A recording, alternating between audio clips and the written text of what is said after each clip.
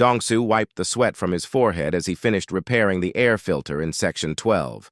The trading station Epsilon Prime never stopped humming with activity. Hundreds of different alien species came and went every day, trading goods from across the galaxy. But today felt different. Today the air was thick with tension. He had been working on the station for 3 years now. His job was simple. Keep the life support systems running. Make sure everyone could breathe no matter what planet they came from or what kind of air they needed. It was honest work, and it kept him busy enough to forget about the war raging outside the station's protective walls. The Kelhari Empire and the Thraken Confederation had been fighting for months. Their ships passed through this sector regularly, and everyone on the station walked a little more carefully when they were around. Both species were dangerous in their own ways. The Kelhari were tall, powerful warriors who solved problems with strength. The Thraken were cunning traders who solved problems with tricks and deals. Dongsu preferred fixing machines to dealing with politics. Machines made sense. They had clear problems and clear solutions. People and aliens were much more complicated.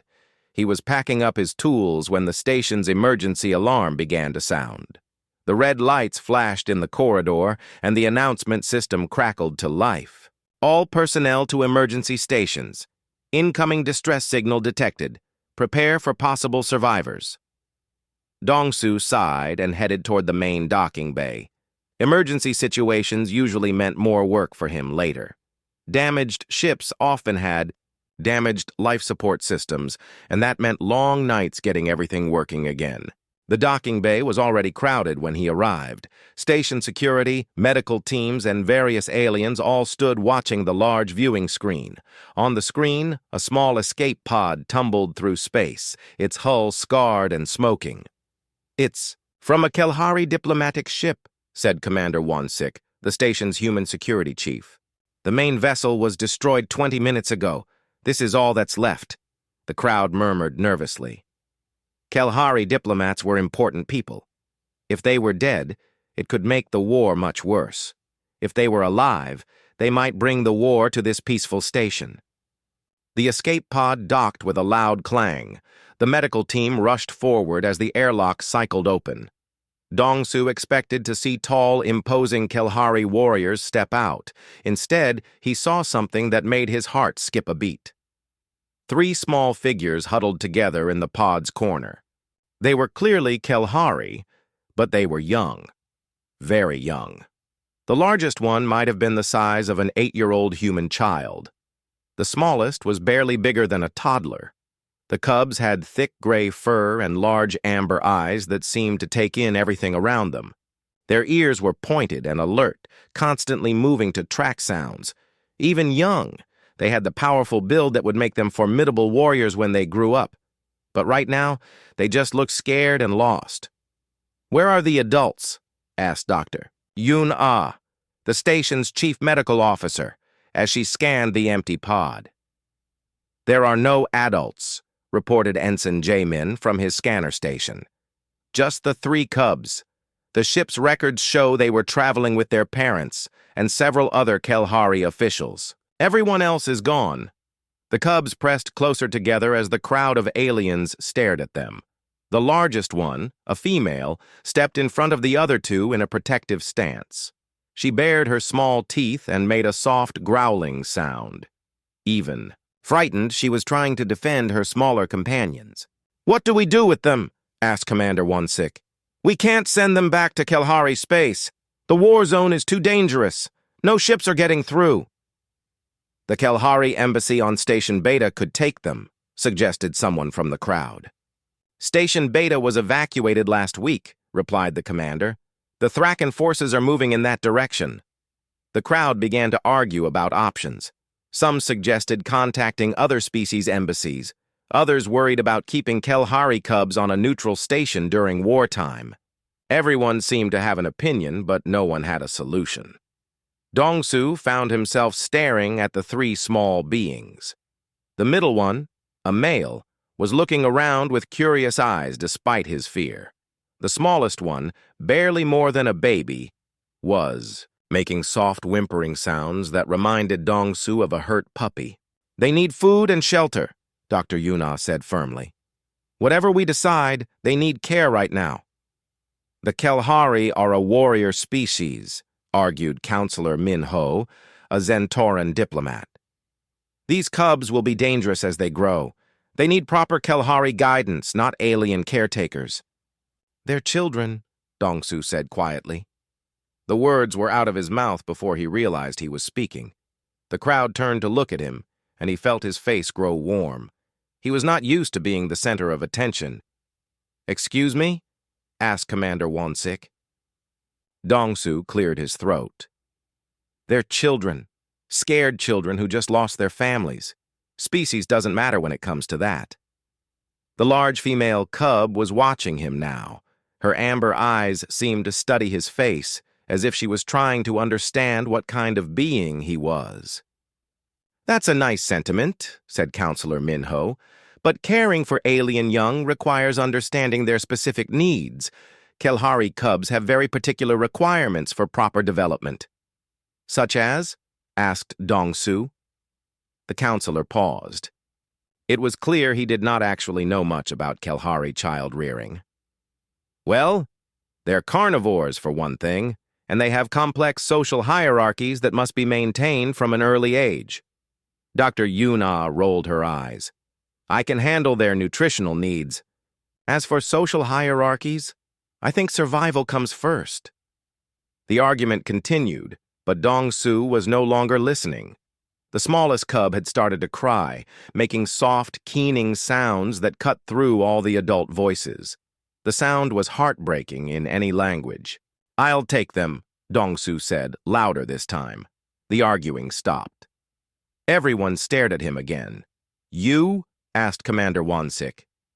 "Dong-su, you're a maintenance engineer. You don't know anything about raising children." "Do any of us know anything about raising Kelhari children?" Dong-su replied. "At least I have quarters large enough for 3 extra beings, and I work flexible hours."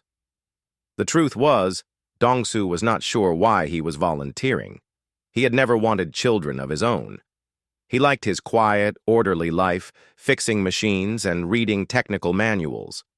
But something about the 3 small beings touched his heart. Maybe it was the way they held on to each other. Maybe it was the lost look in their eyes. Or maybe it was just that no one else seemed willing to help them. "It would only be temporary," said Commander Won-sik slowly, "until we can arrange proper placement." "How temporary?" asked Dong-su. "A few weeks at most, maybe a month or 2 if the war continues." Dr. Yuna stepped forward. "I'll help with medical care and nutritional planning, and I'll check on them daily." The female cub was still watching Dong-su. She tilted her head slightly, and he got the strange feeling she understood more of their conversation than anyone realized. "All right," said Commander Won-sik finally. "Temporary guardianship is approved. Dong-su, you're responsible for their basic care and safety. Dr. Yun-ah will handle medical oversight. We'll review the situation in 2 weeks." Dong-su nodded, wondering what he had just gotten himself into. He approached the cubs slowly, the way he might approach a nervous animal. The female watched him carefully but did not back away. "Hello," he said softly. "My name is Dong-su. I'm going to take care of you for a while." The female cub said something in the Kelhari language. Her voice was clear and intelligent, even though Dong-su could not understand the words. "Do any of them speak standard?" he asked Dr. Yuna. "Most Kelhari learn basic standard by age 5, she replied. "But they might be too scared to use it right now." Dong-su knelt down to be closer to their eye level. "I don't speak Kelhari," he said gently, "but we'll figure it out together." The female cub studied his face for a long moment. Then she said in careful, accented standard, "You will not hurt us?" The question hit Dong-su like a physical blow. These children had just watched their world explode around them. Of course they would be afraid. "No," he said firmly. "I will not hurt you. I want to help you." The cub nodded slowly.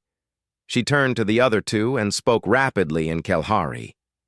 The middle cub nodded, but the smallest one just clung to his sister's arm. "What are your names?" Dongsu asked. "I am HFY," said the female. She gestured to the middle cub. "This is Bo-Ram, my brother." She touched the smallest one gently. "This is Taimin, also my brother. He is very young." "Hello, HFY, Bo-Ram, and Taimin," Dongsu said. "Are you ready to come with me?" HFY looked around the crowded docking bay one more time. Then she took her brother's hands and nodded. "We are ready." As Dongsu led the 3 Kelhari cubs toward his quarters, he could not shake the feeling that his quiet, orderly life was about to become very complicated indeed. The first night was a disaster. Dongsu had cleared out his small storage room and set up 3 sleeping mats on the floor. He thought the cubs might like sleeping together, the way human children sometimes wanted to share rooms when they were scared. But the moment he showed them the room, problems began. HFY immediately claimed the mat closest to the door. When Bo-Ram tried to put his belongings on the mat next to hers, she pushed him away and made a sharp barking sound. Bo-Ram responded by trying to push her back. Within seconds, the 2 older cubs were wrestling on the floor, snarling and snapping at each other. Little Tae-min cowered in the corner, making the same sad whimpering sounds from earlier. "Stop!" Dongsu said loudly. The cubs froze and looked at him with wide eyes. He realized they were waiting for him to choose a winner, to declare who was stronger and deserved the better sleeping spot. This was his first lesson about Kelhari. Culture. Everything was about hierarchy. Everything was about proving who was strongest. "You can both sleep wherever you want," Dongsu said carefully. "There's no need to fight." The cubs looked confused. HFY said something to Bo-Ram and Kelhari, and he replied with what sounded like an argument. Finally, HFY turned to Dongsu. "Who is leader?" she asked in her careful standard. "Bo-Ram or me?" Dongsu rubbed his forehead. He had not expected this question. Why does someone need to be the leader? "Always there is leader," HFY explained patiently, as if talking to someone very slow. "Strongest leads, others follow. This is way." "What if you're both strong in different ways?" Dongsu suggested. "What if you don't need a leader?" The cubs stared at him like he had said something impossible. Bo-Ram said something rapid in Kelhari that sounded like a question. HFY shrugged and replied. "Bo-Ram asks if you are weak," HFY translated. "I tell him you are strange, not weak. But we do not understand." That night, Dongsu lay awake listening to the cubs whisper to each other in their own language. They sounded worried and confused. He began to realize that taking care of alien children was going to be much harder than he had imagined. The next morning brought new challenges. Dongsu had prepared breakfast using the nutritional guidelines Dr. Yun-Ah had given him. Kelhari were carnivores, so he had replicated various meat products and arranged them on 3 plates. When he called the cubs for breakfast, they entered the kitchen in single file. HFY first, Bo-Ram second, Tae-min last. They sat down in the same order and waited. "Go ahead and eat," Dongsu said, sitting down with his own breakfast. Nobody moved. The cubs sat perfectly still, looking at their plates, but not touching anything. "Is something wrong with the food?" Dongsu asked. "We wait," HFY said simply. "Wait for what? You eat first. You are adult. You are leader. We wait." Dongsu looked at the 3 small beings sitting so formally at his table. They were hungry, he could tell, but they would not eat until he gave them permission. It reminded him of military discipline, except these were children. "What if we all eat together?" he suggested. Again, the confused stares. Bo-Ram said something. That sounded like a question. "Bo-Ram asks how we know how much to take if you do not take first," HFY explained. "Strongest eats first, takes most. Others take what remains. This prevents fighting." Dongsu thought about this. It was logical, in a harsh way. If resources were limited, this system would prevent conflicts, but it also meant the smallest and weakest always got the least. "There's enough food for everyone," Dongsu said. "You can all eat as much as you want." He started eating his own breakfast, and slowly the cubs began to eat theirs. But they ate carefully, watching each other and watching him. When Taemin reached for a second portion, Boram immediately blocked his hand and made a warning sound. "It's okay," Dongsu said quickly. "Taemin can have more if he wants it." "He is smallest," Boram protested in his broken standard. "Smallest eats last, eats least." "Not in my house," Dongsu said firmly. "In my house, everyone eats when they're hungry and stops when they're full." The cubs exchanged looks that clearly said they thought their new guardian was completely insane. Over the following days, Dongsu began to understand more about Kalahari culture. The cubs had been raised with strict rules about everything. Who could speak first? Who could eat first? Who could choose activities? The older and stronger you were, the more privileges you had. The younger and weaker you were, the more you had to submit to others. It was efficient, but it was also cruel. Taemin, being the youngest, was expected to accept whatever his older siblings decided. He could not choose what to eat, what to play with, or even when to sleep. His wants and needs did not matter.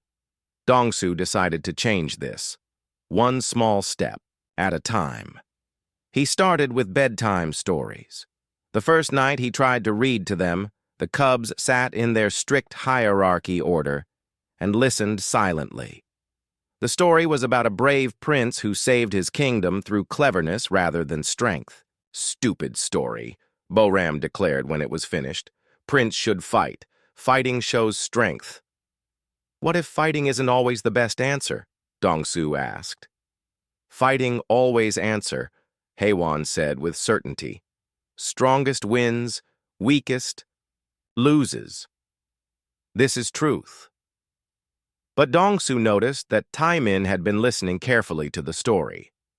The little cub's eyes were bright with interest, even though he did not dare to speak while his older siblings were talking. The next night, Dongsu asked Taemin directly what story he wanted to hear. Boram immediately tried to answer for his little brother, but Dongsu gently told him to wait. "Taemin gets to choose tonight," Dongsu said. "Tomorrow night, Boram can choose. The night after, Haewon can choose." Taemin looked terrified at being asked for his opinion.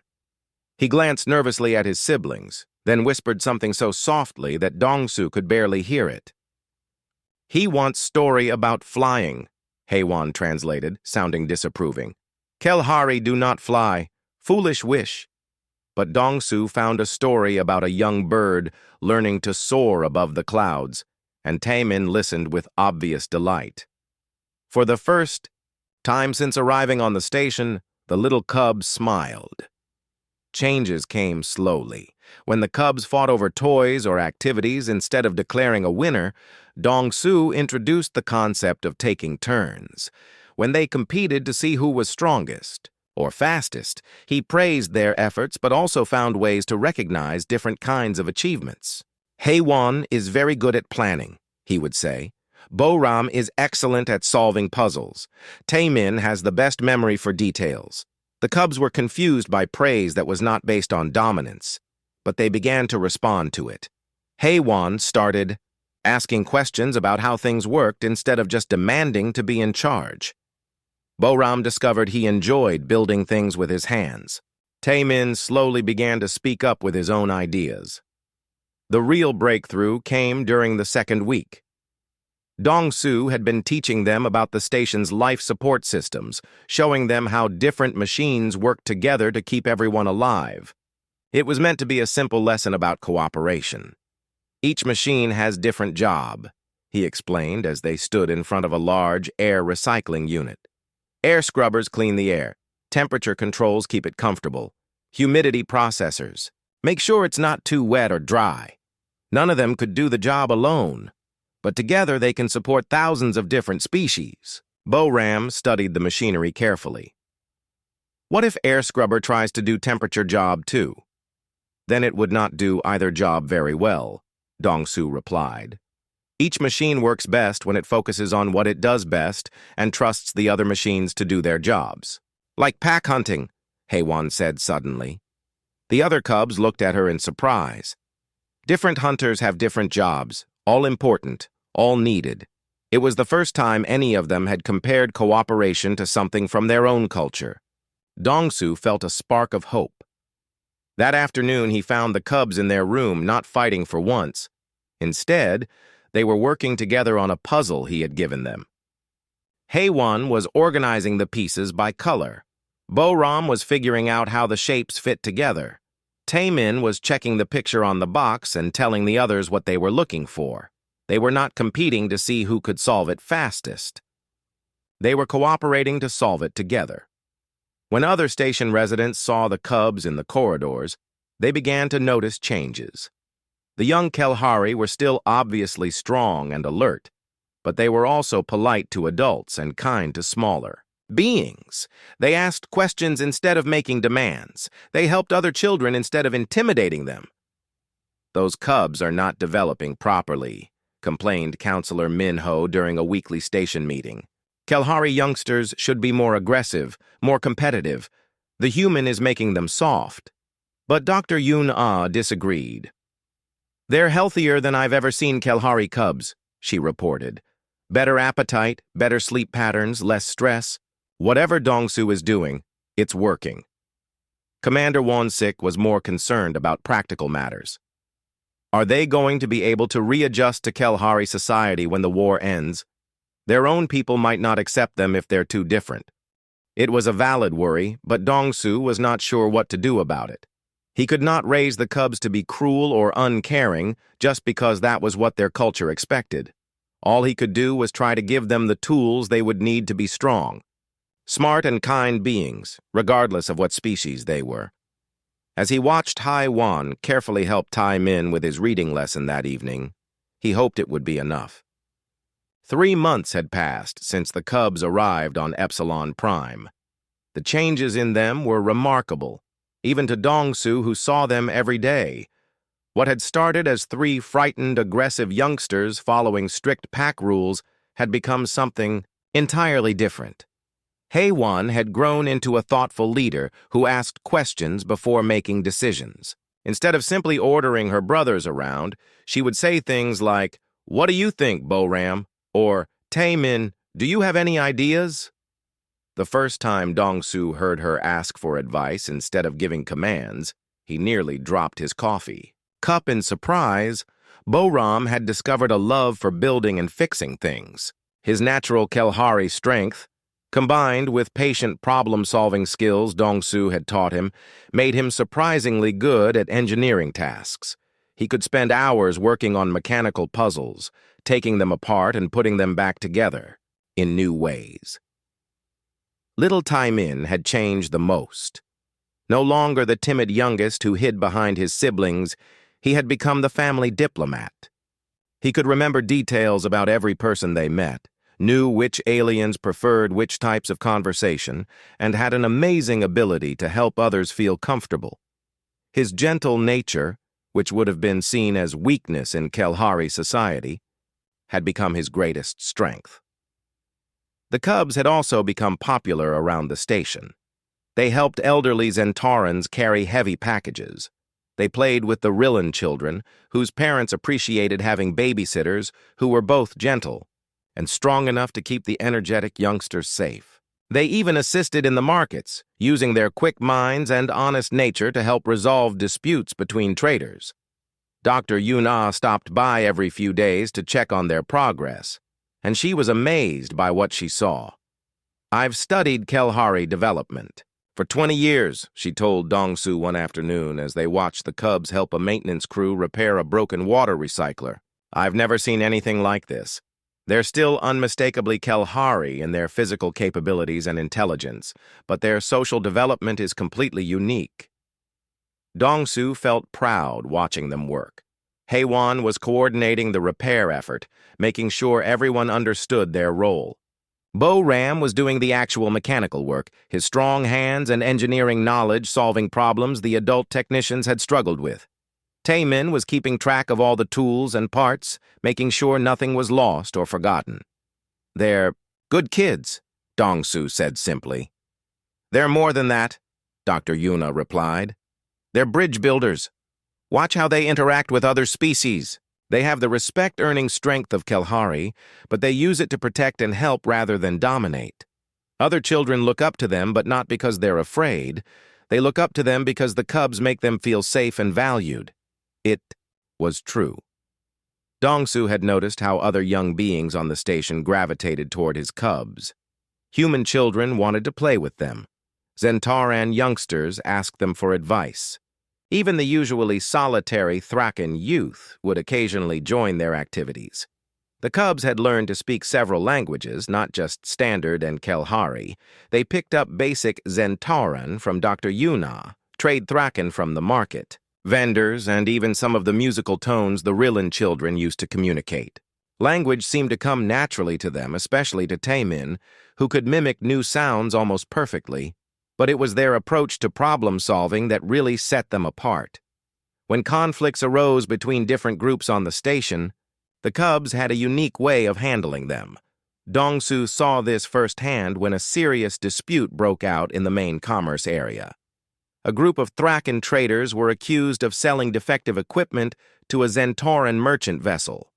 The Zentarans demanded compensation, but the Thraken claimed the equipment had been damaged after purchase. Voices were raised and station security was preparing to intervene when HFY stepped forward. "May we help?" she asked politely, with Bo-Ram and Taemin flanking her. Both groups paused. The cubs were well known on the station by now, and their reputation for fairness and clever thinking had grown. "This is business matter," said the lead Thraken trader, a shrewd-looking alien named Vexco. "Children should not interfere."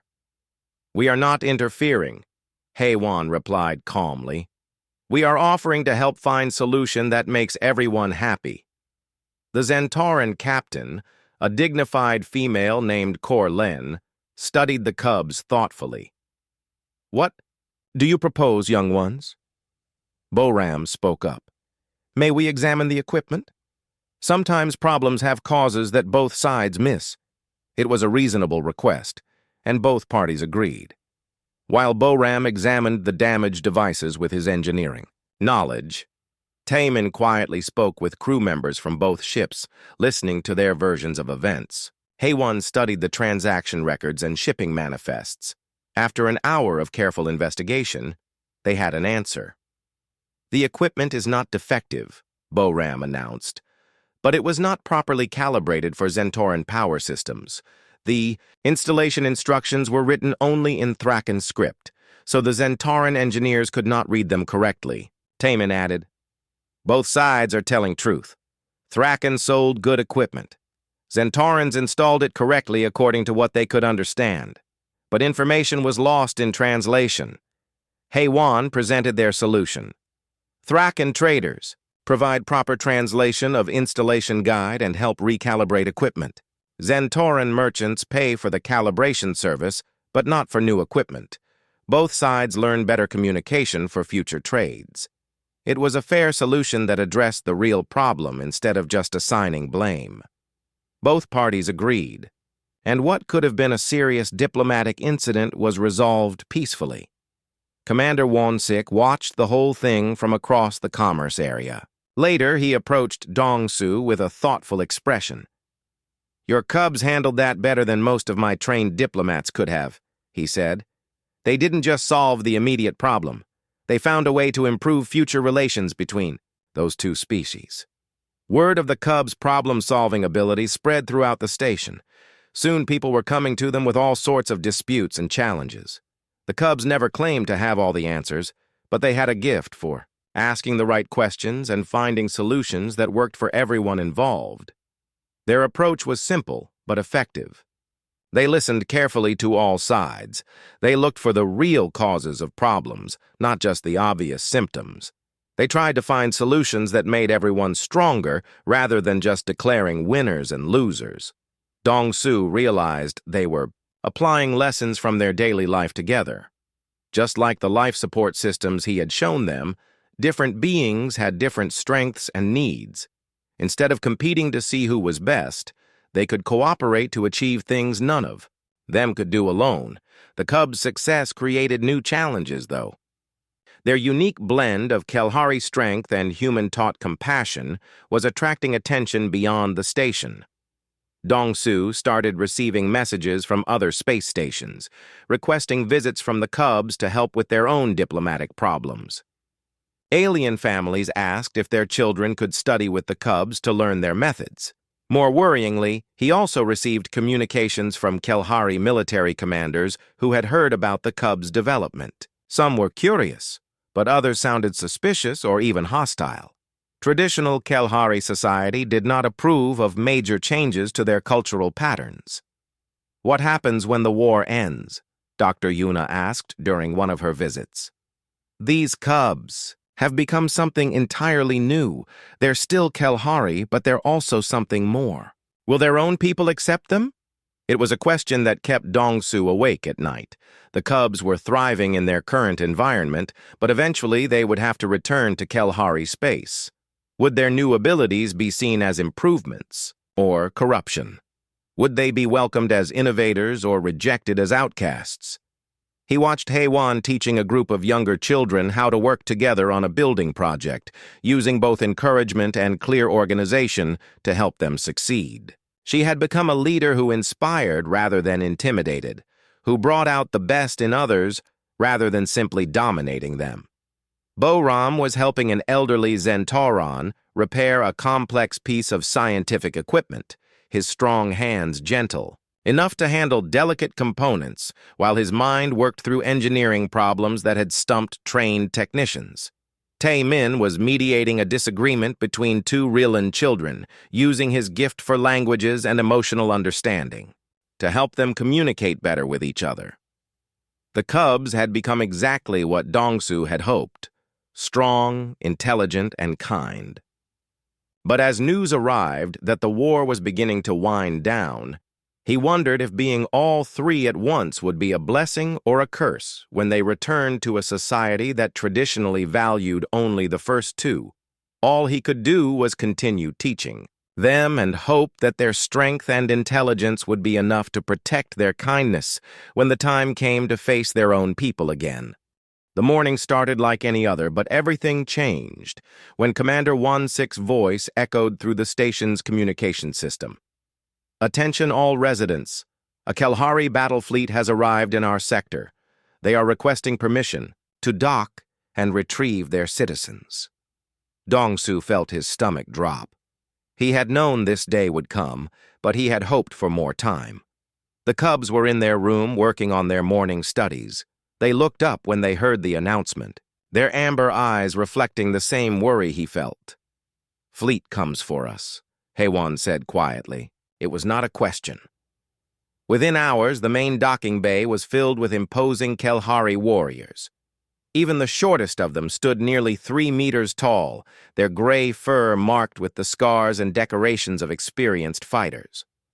They moved with the controlled grace of natural predators, and their presence made other species on the station nervous.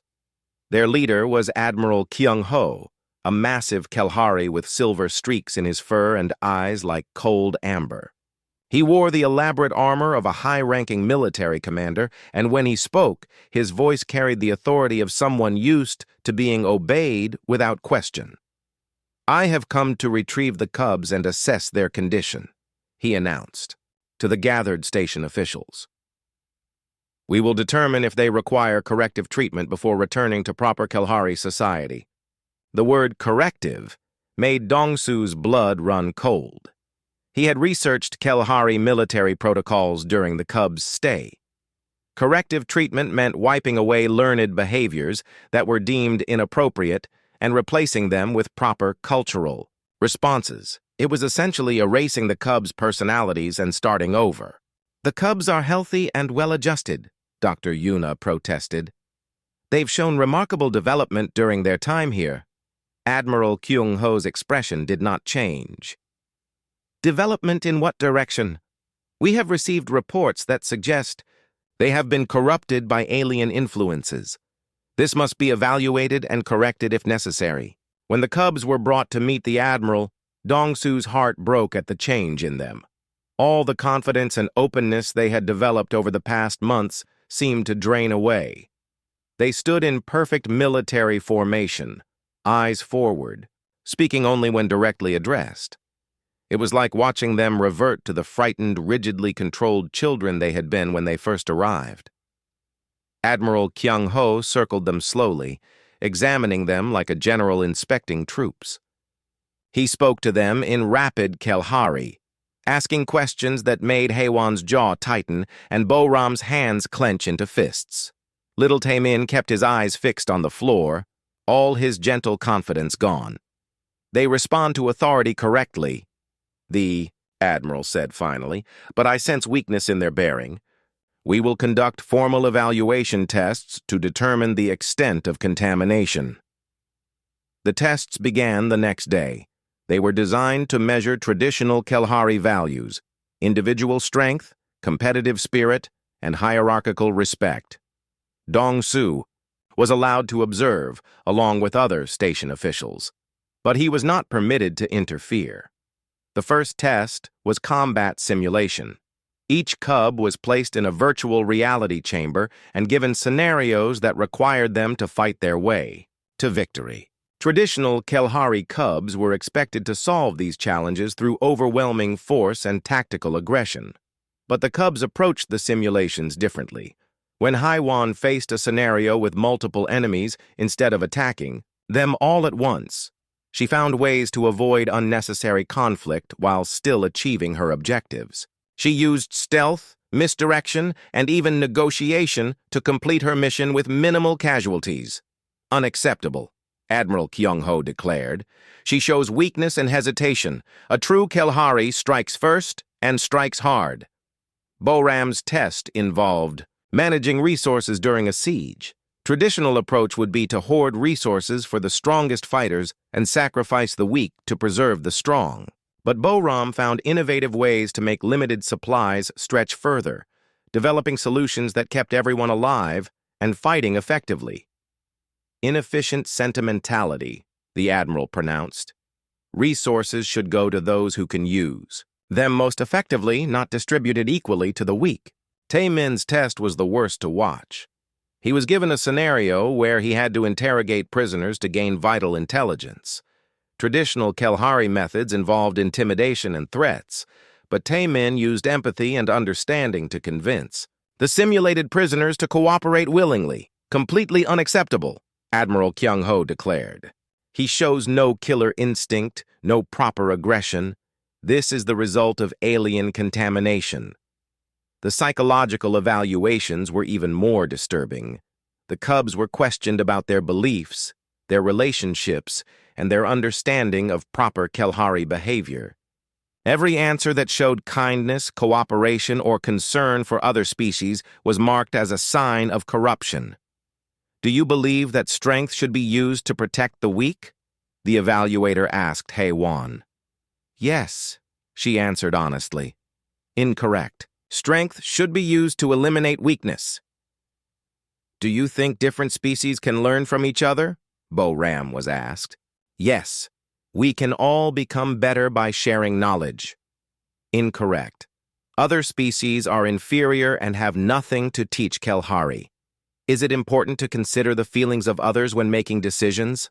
The evaluator asked Tae-min. Yes.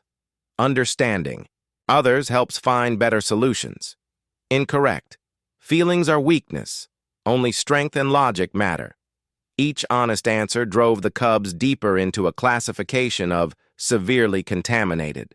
Dong-Su watched them struggle between telling the truth and giving the answers they knew were expected. Their distress was painful to see. On the third day, something unexpected happened. A critical emergency alert sounded throughout the station. The main power coupling had failed, and backup systems were failing one by one. Without immediate repair, the station's life support would fail within hours, potentially killing thousands of beings. We need all available engineering personnel, Commander Wansik announced over the communication system. This is a station-wide emergency. Admiral Kyung-ho was about to order his people to help when Boram stepped forward. "I can fix it," he said quietly. The admiral looked down at him with disbelief. "You are a cub. This is work for trained engineers." "I have training," Boram replied. "Dong-su taught me, and I understand the station's systems." Before anyone could stop him, Boram was running toward the main engineering section. Haewon and Taemin followed, and Dong-su ran after them. What happened next changed everything. Boram quickly diagnosed the problem as a cascade failure in the primary power distribution network. The standard repair would take hours and require shutting down life support entirely during the process. But Boram had a different idea. "We can reroute power through secondary systems," he explained to the gathered engineers. "But it requires perfect coordination between multiple teams working in different sections of the station." Haewon immediately took charge of organizing the repair teams. But instead of simply giving orders, she listened to everyone's concerns and suggestions. She created a plan that used each person's strengths while protecting their weaknesses. Her leadership style inspired confidence rather than fear. Taemin became the communication hub, using his knowledge of multiple languages and cultures to ensure perfect coordination between teams of different species. His gentle manner and clear explanations helped everyone work together smoothly. The repair was completed in record time. More importantly, it was done with zero casualties and minimal risk to station personnel. The Cubs had not only solved the technical problem, they had turned a potential disaster into a demonstration of interspecies cooperation. Admiral Kyung-ho watched the entire operation in silence. When it was over, he approached the three Cubs, who stood together looking exhausted but proud. "Your methods are unorthodox," he said slowly. "They do not follow traditional Kelhari protocols." "No, sir," Haewon replied. "But they work." The admiral studied them for a long moment. "The traditional methods would have saved the station, but with significant casualties. Your approach saved everyone." "Is that wrong?" Taemin asked quietly. Admiral Kyung-ho was quiet for several minutes.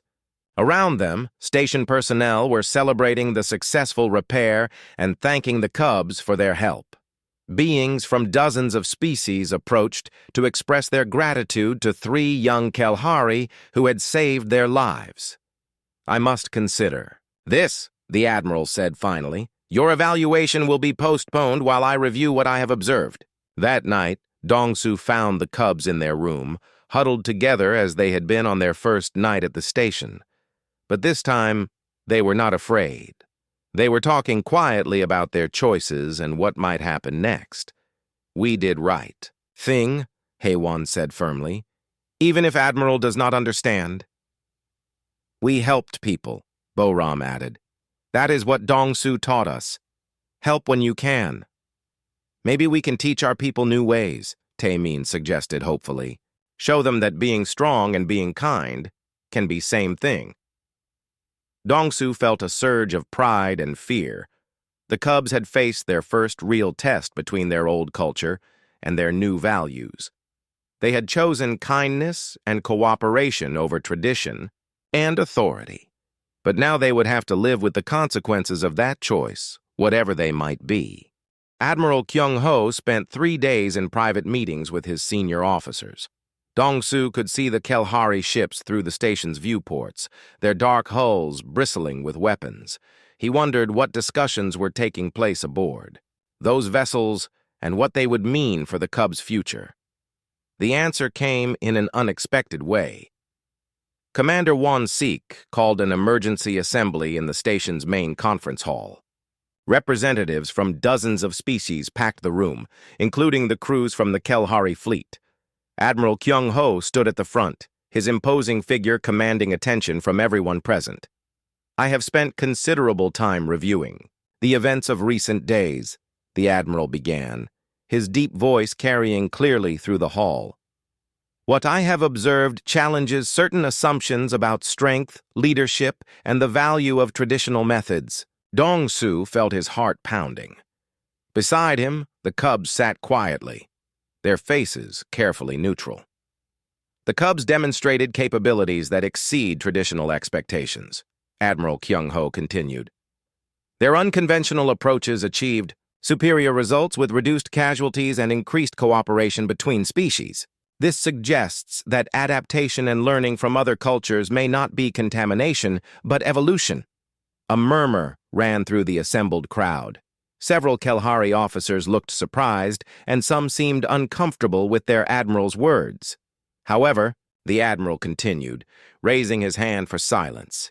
This raises important questions about how such capabilities can be integrated into Kelhari society without losing our essential cultural strengths. Captain Gi-nam, one of the admiral's senior officers, stood up. Admiral, with respect, these cubs have been away from proper Kelhari guidance for months. How can we be certain they will remain loyal to their own people? It was a fair question, and Dong-su saw the cubs tense as they waited for the answer. Admiral Kyung-ho turned to face Hae-won directly. That is a question only they can answer. Hae-won, you are the eldest. Speak for your group. Hae-won stood up slowly, her small figure dwarfed by the adults around her, but her voice clear and strong. We are Kelhari, she said simply. We are proud to be Kelhari. But we have learned that being Kelhari does not mean we cannot also learn from others. We are stronger because of what we have learned, not weaker. Boram stood up beside his sister. Dong-su taught us that strength without wisdom is dangerous. Wisdom without strength is useless. We want to be both strong and wise. Little Tai-min, the youngest and smallest, stood up last. We want to help our people become the best they can be, not by making them weak, but by making them stronger in new ways. Admiral Kyung-ho nodded slowly. And how would you propose to do this? The cubs exchanged glances, and Dong-su could see them making a decision together. We want to start a school, Hae-won said. A place where young Kelhari can learn traditional strength and new wisdom together, where they can study with youngsters from other species and learn that cooperation makes everyone stronger. The reaction was immediate and mixed. Some of the alien representatives looked excited by the idea. Several Kelhari officers looked horrified. The buzz of conversation filled the hall until Admiral Kyung-ho called for silence. This is a significant proposal, he said. It would require approval from the Kelhari High Council and cooperation from multiple species governments. It would also require proof that such methods actually work, added Captain Gi-nam skeptically. Dr. Yoon-ah stood up from her seat in the medical section. If I may, Admiral, we have months of documentation showing the cubs' development and achievements. Their psychological profiles, educational progress, and social integration have all exceeded expectations. Documentation from alien sources, Captain Gi-nam replied. How do we know it accurately reflects Kelhari values? Before anyone could answer, an unexpected voice spoke up from the back of the hall. Because I have been watching them myself. Everyone turned to see a figure in Kelhari, military dress but smaller and more lightly built than the warriors. It was Lieutenant Soo-jin, a young Kelhari intelligence officer who had been aboard the station for several weeks, supposedly conducting routine security assessments. Admiral Kyung-ho looked surprised. Lieutenant, explain your presence here. Sir, I was assigned to conduct covert observation of the cubs before your arrival. My mission was to assess their loyalty and the extent of their cultural deviation. She stepped forward, her expression serious but not hostile. What I observed convinced me that we need to reconsider our assumptions about strength and development. She activated a holographic display that showed video recordings of the cubs over several weeks. The assembly watched as Hae-won led mixed-species groups in complex problem-solving exercises. They saw Boram teaching engineering concepts to youngsters from multiple worlds, combining Kelhari precision with innovative thinking. They witnessed Tai-min mediating disputes between adult representatives of different species, using emotional intelligence that most adults could not match. These cubs have not lost their Kelhari nature, Lieutenant Su-jin reported. They have enhanced it. They are stronger, smarter, and more capable than traditionally raised Kelhari of their age. They have also developed abilities that could benefit our entire civilization. The hall erupted in discussion. Representatives from various species began talking excitedly about the possibilities. Some Kelhari officers argued about tradition versus progress. The cubs sat quietly in the middle of it all, waiting to learn their fate. Admiral Kyung-ho raised his hand for silence once again. This discussion could continue for days, but we need decisions. I am prepared to make a formal recommendation. To the Kelhari High Council, he turned to address the cubs directly. You have proven that your new abilities do not diminish your Kelhari nature. You have shown that cooperation and kindness can coexist with strength and honor. Most importantly, you have demonstrated results that benefit not just your own people, but multiple species. Dong-su held his breath. Therefore, the Admiral continued, I will recommend that you be allowed to establish your proposed educational program. It will begin as a small pilot project, with careful monitoring and evaluation. If it proves successful, it may be expanded. The cubs looked at each other with expressions of amazed joy. After months of uncertainty, they had not only been accepted by their own people, but given permission to share what they had learned. But Admiral Kyung-ho was not finished. However, this program will require oversight and guidance. Lieutenant Su-jin will be assigned as military liaison. Dr. Yuna will continue as medical and psychological consultant. He paused and looked directly at Dong-su. And Engineer Dong-su will serve as educational coordinator if he is willing to accept the position. Dong-su felt stunned. You want me to continue working with them? You have proven that your methods produce exceptional results, the Admiral replied. The cubs trust you, and they have flourished under your guidance. It would be foolish to discard such an effective approach. Over the following weeks, plans for the educational program took shape. It would be established on a neutral space station, similar to Epsilon Prime, but designed specifically for learning and cultural exchange. Young beings from multiple species would study together, learning both traditional knowledge from their own cultures and new approaches from others. The cubs would serve as the first student teachers, sharing their experiences while continuing their own education. Other species expressed interest in sending their youngsters to participate. Even some traditional Kelhari families requested placement for their children, intrigued by the cubs' demonstrated abilities. Dong-su found himself coordinating not just with Kelhari authorities, but with educational representatives from dozens of worlds. The simple act of caring for 3 orphaned cubs had somehow grown into an interstellar diplomatic and educational initiative. But the most remarkable change was in the cubs themselves. They had faced the ultimate test of their new values, and not only survived but thrived.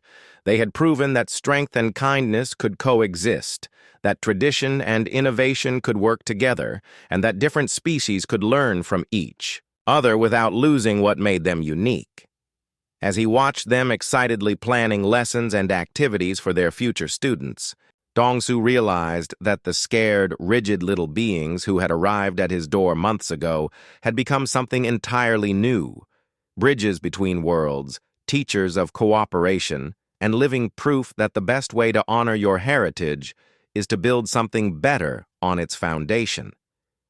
2 years later, Dong-su stood on the observation deck of Harmony Station, watching dozens of young beings from across the galaxy work together in the main learning center below.